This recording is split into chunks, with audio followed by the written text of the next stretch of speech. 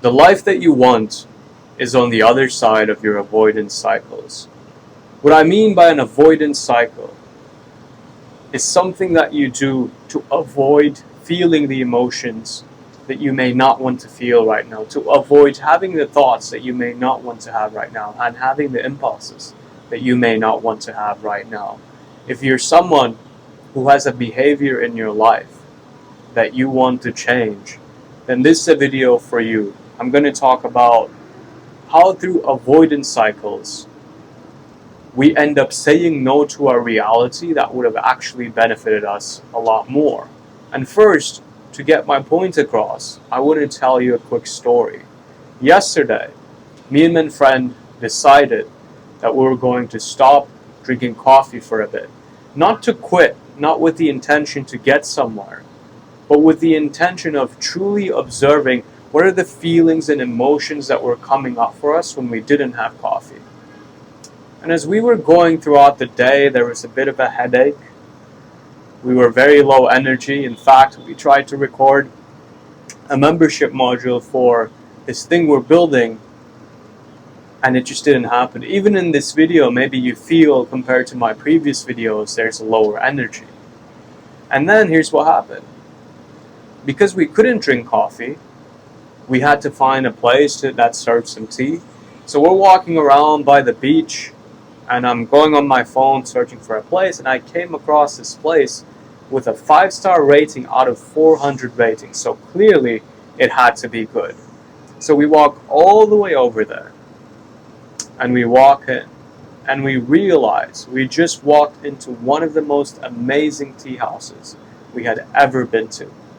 And we record our stuff, we drink some tea, we order some dessert, and after that, the owner came up to us and he started speaking to us.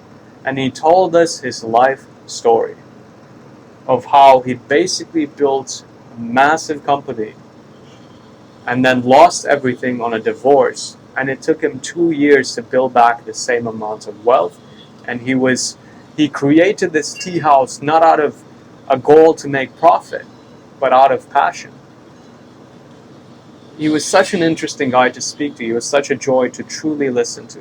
And as we were walking out of the tea shop, I was about to say coffee shop because even my unconscious mind is primed to think about coffee.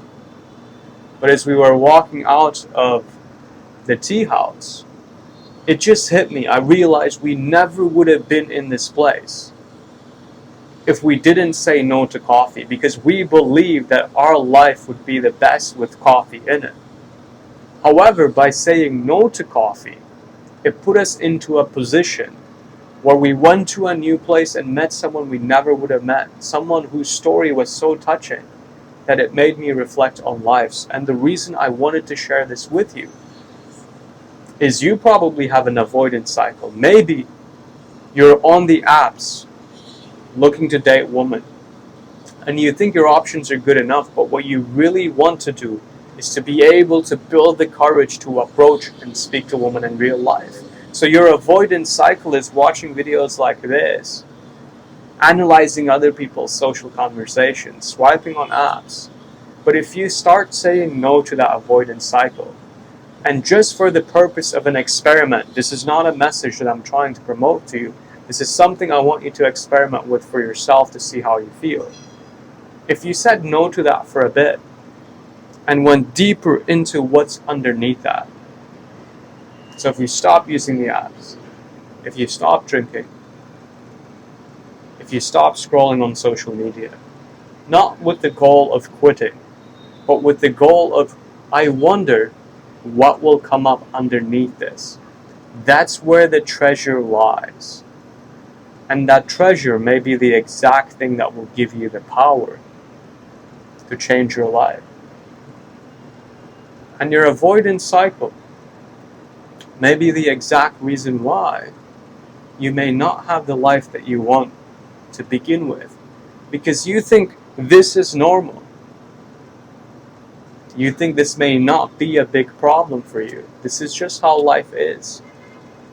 But we don't know how life could be in a state of happiness, in a state of peace.